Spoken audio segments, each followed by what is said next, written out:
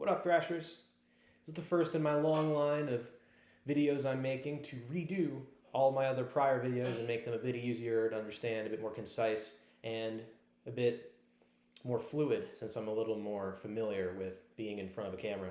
So, no deliberation. You saw the title. You know what song we're doing. It's time to learn Pleasures of the Flesh. It's only going to be the rhythms, no leads. They're going to be their own videos, so I can be a little bit more detailed about those, and those can expect to be a little bit longer. For those of you who are just rhythm players and aren't very savvy in leads, you should try to be, but if you're not, it's for you guys. All right, main opening riff. You have Gary doing this accompanying low E chug pattern, and Rick doing the melody you hear on top. Gary's pattern is as follows.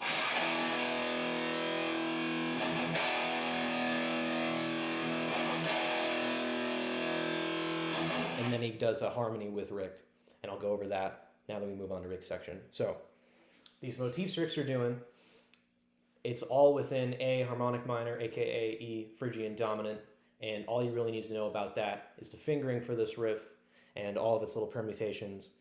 I would play in this portion of the neck with this E Phrygian dominant, A harmonic minor kind of fingering I'm going to give you right here. Very easy.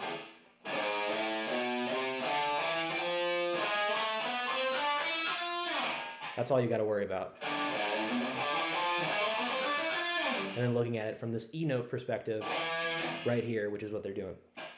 Now, the first motif goes like this. I'm just going to play that very slow for you and watch that you pay attention, make sure you get it down. Look very closely at where I'm going. It's going to be really slow, so you're going to be able to catch it just fine.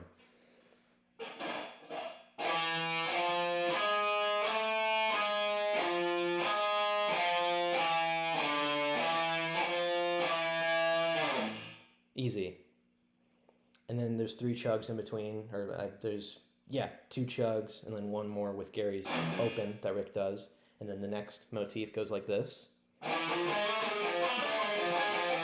Starts the same as the other one, but has a slightly different end. Again, this one's going to be really slow, very easy to follow. Watch.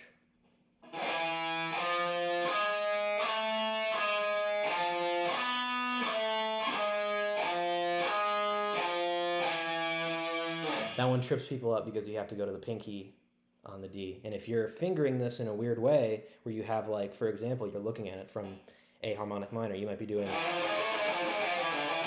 that for the first one, which is fine until you need to get that note there. It's certainly possible to do it like that, but it's way more comfortable if you have the middle finger on your E. And that allows you to move easier through it. Then they do the first one again. Easy. And then the harmonized section, which is different for both players. Here is Rick's.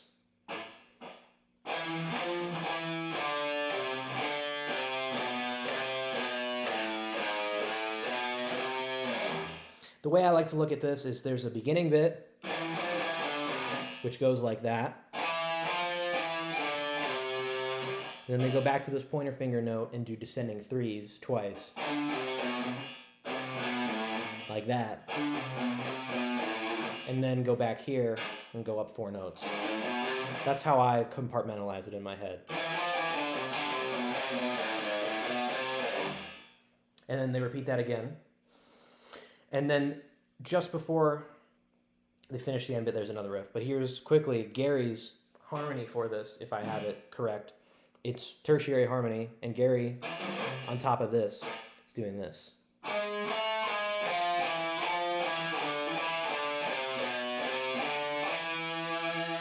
So that when played together, it's just all thirds.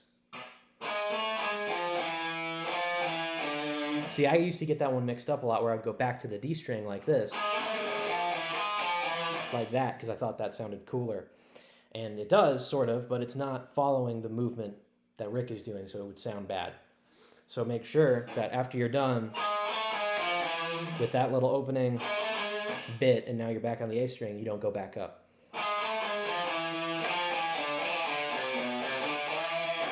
All right. And then this little motif, very easy power chords. Not hard at all. And then Gary's little solo thing again for another day. I know it. We're just not doing that today. That's another time. Don't you worry about it. For all you shred heads, you're going to get your fill soon. Then you have the main riff after that little break bit. That little bit. So what is that? It's basically, the way I look at it, the Ride the Lightning riff, but in reverse and on crack cocaine. So in Ride the Lightning, you're going 5 to 6. Here, you're going 6 to 5. And Ride the Lightning, there's like 2 chugs and a little bit of time. Here, it's just 1 chug and really quickly doing it again.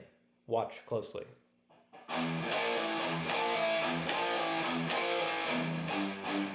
Then that little ending bit, we're doing open, 3-3 open, chugs, low E. And then instead of that little motif, you switch up the ending to these fourths here on the A string on frets 6 and 3. So hearing that.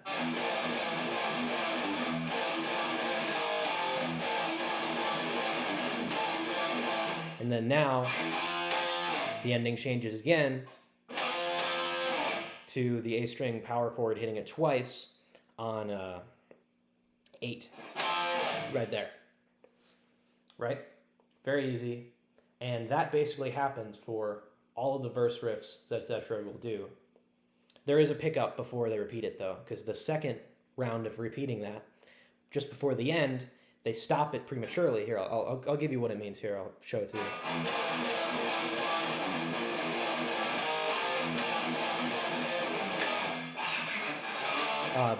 There, right there, 5 to 7. So there's that low E hit, and then they wait a few seconds, and then pick up like riff, totally change it, and then it's just the same for all the verses. All right, not too hard. Now, you have the pre-chorus and chorus riff, which also isn't very difficult. What is it?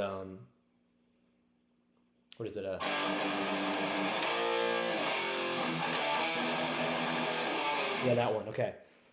I'm gonna do this one slow for the first part. It's all on the low E, and then we start doing some low E chugs and go into the A for some power chord sliding movements. Watch closely.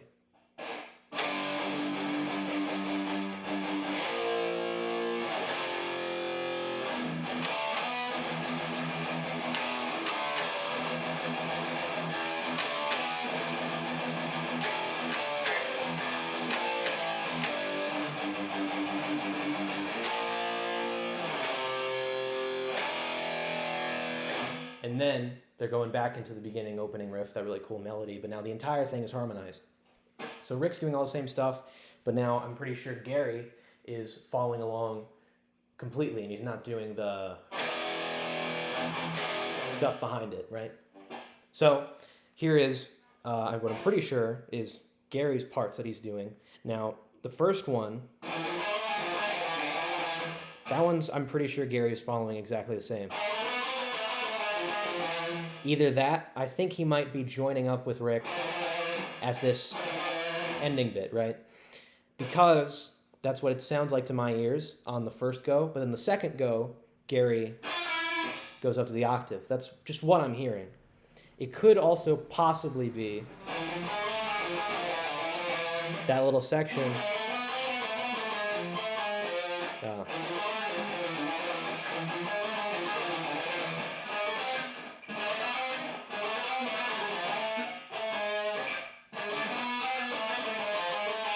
Could be that. That little bit where it would be thirds all the way. It's not what I hear though. I hear him doing thirds for the first little bit, but then rejoining Rick with the end of the pattern, going there. And the next time you hear that.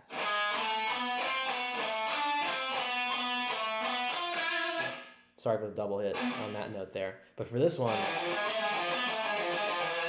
Gary's going up to the octave, which sounds way more cool. Okay, that's not too hard to figure out. Just the same exact sort of movements that are happening with Rick are happening with Gary most of the time, except for that other example. And then again, the ending thing where they already harmonized it before, so no need for me to show you that again. So that's the exact same. And then they go back into a verse riff again, after this. And then there's like a bar dive into a squeal kind of thing. And then doing that all again, that's fine. Then they do the chorus riff and pre-chorus. That shit, that's, exact same. And then this. And then again, I think they do a little harmonized thing. Mayhaps. And then there is Gary's solo shortly happens after that, after they do another one of these riffs. You hear Gary doing this. That little thing, right? And then he shoots into a solo. Now, behind that solo, this riff is happening.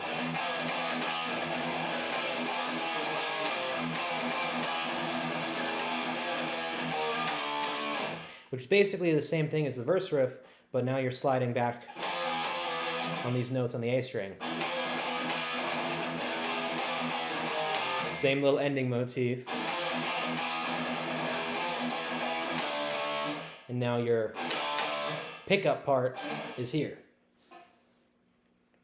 And after Gary's solo, they have this new riff that they shoot into, which is this one, this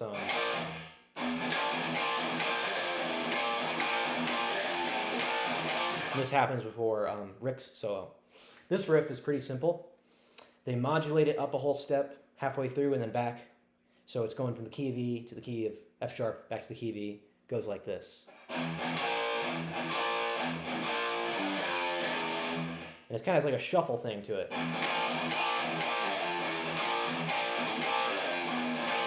It has that kind of movement. And you're just hitting low E chugs, first fret power chord, and then this descending motif, 3-2 open. Then they carry it after they go up, F sharp, same kind of thing, tritone away, and then the descending motif wherever you want to do it.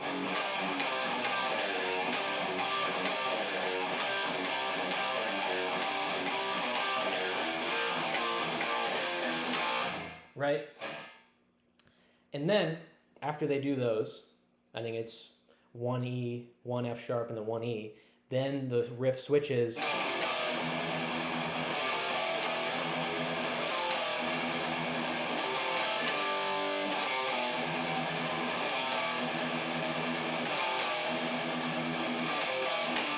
to that riff, which is just fourths on the A string and then low E chugs.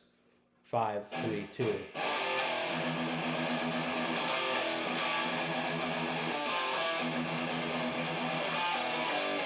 that's going on over Rick's solo that he does, and again, for another time. Then after Rick's solo is done, there's this thing where they do this together. Whatever, right? And then after doing it enough times,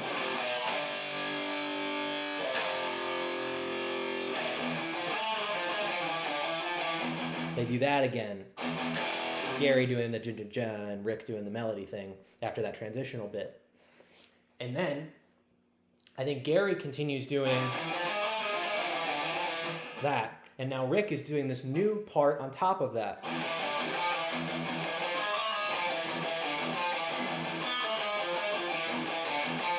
Now, the way I look at it is this. As long as you have these parts, you can do whatever Phrygian stuff in between you want if you make it sound good. What they are actually doing is just the little tail end bits of the first and second motifs. This one and this one, right? But if you want to, which I will do often, again, I'm sorry for going into another tangent, but I think this is fun to do. If you can experiment with your musical vocabulary, you can kind of do anything. So over this, I might be doing... I might throw in a little trill, or maybe I'll do a little descending cycling pattern just for fun. 1 E and a 2 E and a 3 E and a 1, and ending still where I should end up. So if you can find out unique ways to cycle around on beat, making this groove still happen, and land on that note, that's wonderful, and you should try to do that like I do, because if you try to play this song over and over, you might get bored, or you just want to show off to your bandmates or something. That's fun. Okay, after that, you have another really quick one of those, and then immediately back into the riff. And then another verse happens, and then another chorus happens, but then something interesting happens. There's another Rick solo, and over this solo,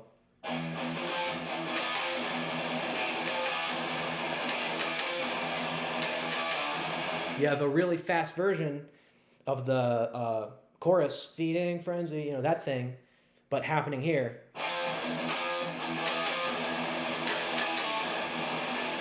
You know, Gary's doing all this crazy stuff like diminish, you know, that shit. And then going here, and he has like a tapped diminished arpeggio. And then a tapped ascending line in a Van Halen style ascending thing. It's badass. And again, I wish I could be doing the lead stuff right now. I wish I could. I wish I could make that video. No whammy bar on this guitar, and my other ones don't have strings. Again, the day will come where I will go over these solos. For now, it's all just riffs. So all you need to know, Rick's doing a solo, and if you're doing the Gary stuff, it's really all just... not that, sorry. That. But you know what I'm saying. It's not a hard riff. It's just the same as the chorus one. And then I think they ended off with, after Rick is done with the solo, this last time that Rick hits a note, Gary just goes to the low E. And that's it. You're done. All right.